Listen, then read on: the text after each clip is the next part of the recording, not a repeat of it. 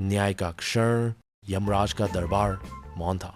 चित्रगुप्त के हाथ का ग्रंथ चमक रहा था और उसके पन्नों पर लिखे हर अक्षर मानो जीवित हो उठे थे। उसमें आत्मा के जीवन का हर छोटा बड़ा क्रम दर्ज था। यमराज ने हाथ उठाकर संकेत दिया। अचानक प्रांगण के बीच एक विशाल तराजू प्रकट हुआ।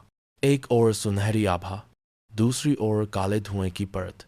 चित्रगुप्त बोले, यह तराजू तेरे पुण्य और पाप का संतुलन बताएगा। सच और झूठ, दया और क्रूरता, त्याग और स्वार्थ, सब यहाँ गिने जाएंगे। आत्मा कांपते हुए खड़ी रही। पुण्य की गवाही। तराजू के एक पलड़े में सुनहरी रोशनी के गोले प्रकट होने लगे। ये वे क्षण थे जब मनुष्य ने किसी की मदद की थी, सत्य का साथ दिया था, किसी भूखे को भोजन कराया था या माता पिता के चरणों में सेवा भाव से झुका था। हर पुण्य एक रोशनी का गोला बनकर पलड़े में गिरता और उसे भारी करता। आत्मा को क्षण भर राहत महसूस हुई। उसने सोचा, शायद मैं बुरा नहीं हूं, शायद आशा है। पाप की गवाही। फिर दूसरे पलड़े में काले धुएं के गोले प्रकट होने लगे। ये वे क्षण थे जब उसने झूठ बोला था, किसी का दिल दुखाया था, स्वार्थ में आकर किसी को चोट पहुंचाई थी या भीतर छुपे क्रोध को कर्म में उतारा था। हर पाप एक भारी काले पत्थर की तरह पलड़े पर गिरता। जैसे जैसे पाप बढ़ते, आत्मा की सांसें थमने लगती। वो कांपते हुए देखती रही कि तराजू डगमगा रहा है। साक्षियों का आना। अचानक दरबार में अनेक आकृतियां प्रकट होने लगीं। ये वे आत्माएं थीं जिनसे मनुष्य ने जीवन में संपर्क किया था। कुछ रोशनी में लिपटी हुई, कुछ अंधकार में। एक आत्मा ने कहा, इसने मेरी मदद की थी जब मैं संकट में था। दूसरी आत्मा ने कहा, पर इसने मुझे अपमानित भी किया था, मेरी आत्मा को चोट पहुंचाई थी। हर गवाही तराजू को प्रभावित करती। सारा प्रांगण मानो एक महा अदालत बन गया था। नरक की झलक। यमराज ने गंभीर स्वर में कहा, तुझे अपने पापों का परिणाम देखना होगा। क्षण भर में आत्मा के सामने एक द्वार खोला। वहां से असहनीय चीखें और जलती लपटें निकल रही थीं। यह था नरक का दृश्य।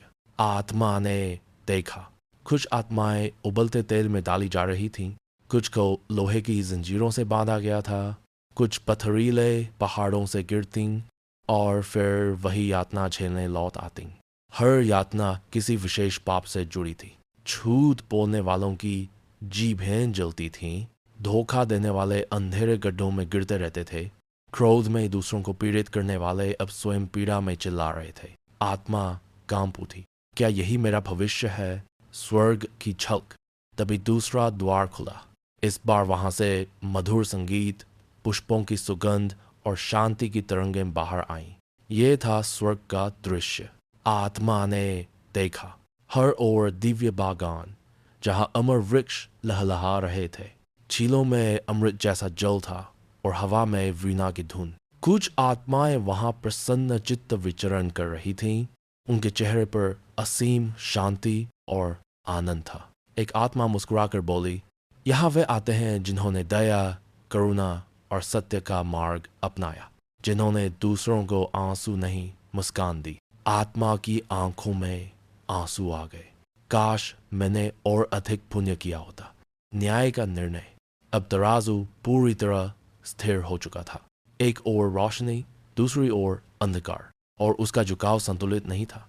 यमराज ने कहा, तेरे पाप इतने नहीं कि तू केवल नरक में गिरे, और तेरे पुण्य इतने नहीं कि तुझे सीधे स्वर्ग में स्थान मिले। तुझे दोनों लोगों की अनुभूति करनी होगी। यही न्याय है। आत्मा सिहर उठी। नरक यात्रा।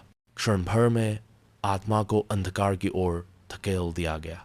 वह उस द्वार से भीतर पहुंची जहां यातना उसका इंतजार कर रही थी। पहली ही झलक में उसका सामना एक अग्नि नदी से हुआ।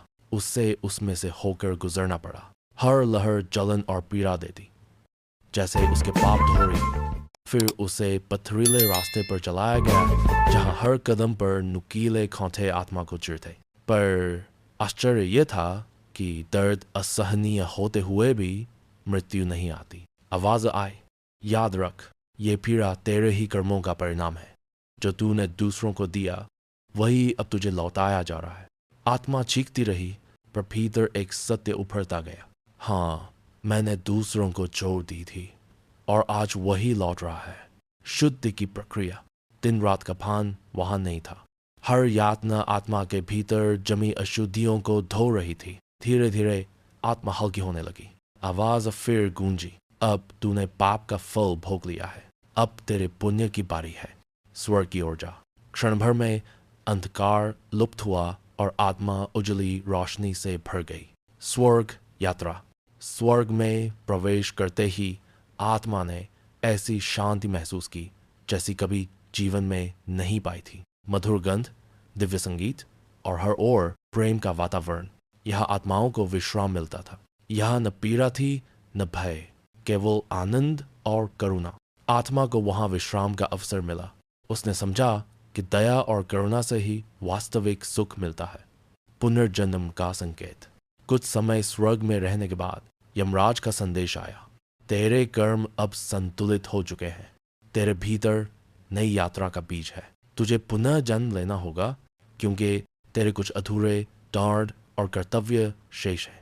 आत्मा ने कांपते हुए पूछा, क्या मुझे फिर वही जीवन मिलेगा? आवाज आई, हर जन्म नया अवसर है तुझे सीखने, समझने और सुधारने का। याद रख, हर आत्मा तब तक भटकती है जब तक वह पूर्ण नहीं हो जाती। आत्मा एक चमकते गोले में बदल गई और फिर धीरे धीरे किसी गर्भ की ओर खींचने लगी।